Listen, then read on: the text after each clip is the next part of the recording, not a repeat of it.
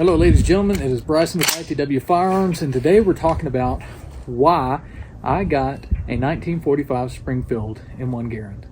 It is a chilly and windy day here in Colorado, so I hope the audio is coming through very clear for everybody. So let's go back in time.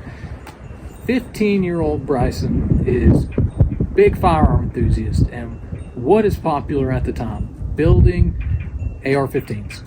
Oh, I built my own AR-15. That was a dream to me at 14, 15, 16 years old, and I made that a reality. So I was able to get my first lower receiver and ordered parts kits and pieced it all together and built my first AR-15. My first AR, it was my second AR that I owned. I first got a Smith & Wesson M&P Sport 2, nice little AR platform. But I was super passionate about building one. I want to save up money from working at a farmers cooperative and put that into and mowing lawns and put that into an AR. So I order all these parts. I do lots of research and I spend lots and lots and lots of money to piece together what I thought at the time was my dream AR-15 platform. We're talking 16-inch barrel, a full-length M-lock handguard, all the Gucci parts that you can put on it. I had on it, CMC trigger, and that is not the most high-end stuff, but it's what was high-end to me at 16 years old, building my first firearm. So I did all that, and at the end, I'm left with about a $1,500 rifle that I assembled, I put together, and left feeling a little unfulfilled, I guess you would call it. And I'm sitting here with this rifle, and I took it around in the woods and did some rucking with it, got familiar with my platform that I built, and it's heavy. And I didn't really need a full-length handguard, and I started to have a malfunction out of the trigger that I put in it. So I'm having all these issues, and what did I realize? I realized that what I built was something that I really, really thought I would enjoy, but I had not had enough time shooting the AR platform in general to really even understand it, let alone to know what I wanted. What's best off for anybody, we talk about this later, what's best off for anybody, if you're looking into getting into an AR, buy a cheap AR somewhere in the $800 range, and buy $800 worth of ammo and train and train and train and shoot and shoot and shoot, and then you start to figure out what you like. So here I am, I've got this fancy AR, feeling unfulfilled with it. And I realized that, it's not a piece of history. It's not anything iconic. There are so many ARs out there. You go to a gun show now, and you're going to see pink ARs, blue ARs, green ARs, Donald Trump AR-15s, right? But what are you not seeing a whole lot of? You're not seeing a whole lot of M1 Garands. So here's the story about why I got it. So after I had built that fancy AR, I realized that it was A, unfulfilling, B, I messed up with it, but what was I not going to mess up with? So I set my sights on getting an M1 Garand. So I purchased this M1 Garand at a gun show when I was 18 years old. I had been to many gun shows in the Middle Tennessee region. The one in Lebanon is really good, and I think it was a couple in Murfreesboro, and I ended up getting this when I had to wait many shows and had saved up the money for it. And there were a few rack grades here and there, but I was wanting something that grades more to the correct grade for CMP grading.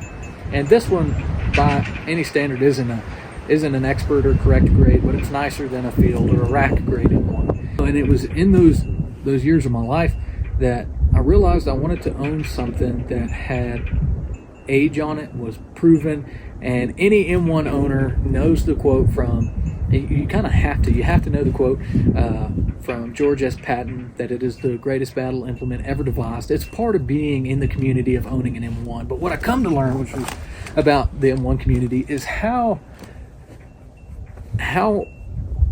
much emphasis is put on the historical aspect of the firearm.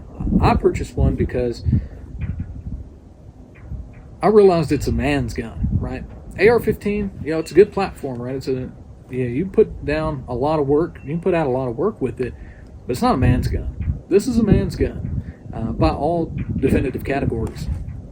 Anytime I take this girl to a range or I've got it out, people want to shoot it all the time. And I made a video on the M1 called The Church of Garand, and talking about my experience with it, going over a little bit of history with it, and showing clips of people shooting it at the gun range. And people are always wanting to see it, to hold it, to hear the ping. I can't tell you how many times for buddies I've taken an M-block clip, taken all the ammunition out of it, stuck it in there just so they could hear the ping. You know, it's an iconic piece of American history, the M1 Garand is. And this rifle, I bought this rifle, if you can tell, you know, the wood stock is in pretty decent condition.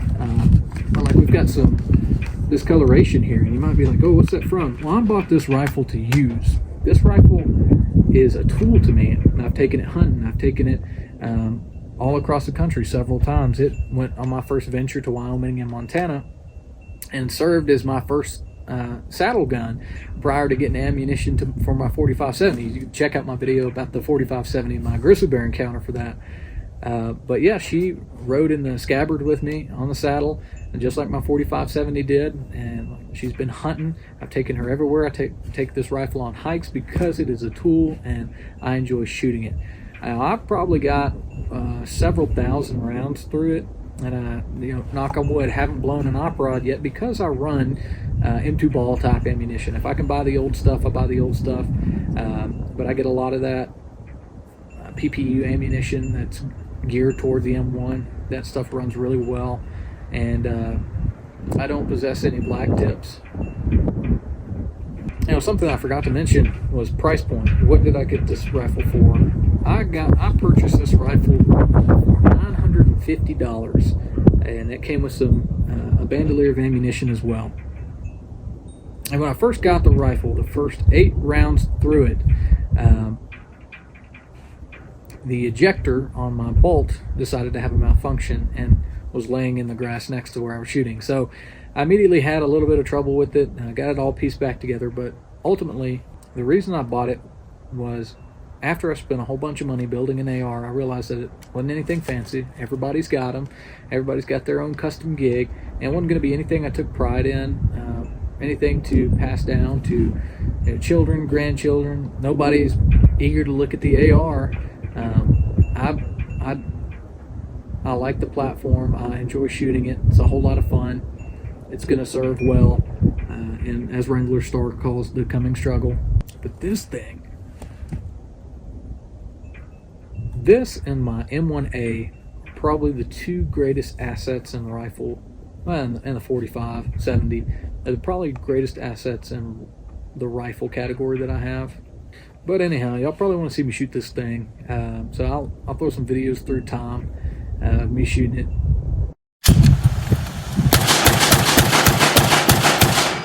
Dang, man. Alright, cool. Bye, babe. Love you too.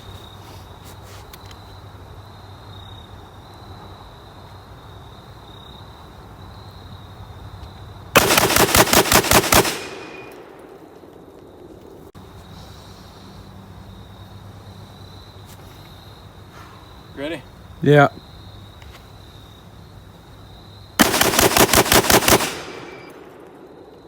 Here we go.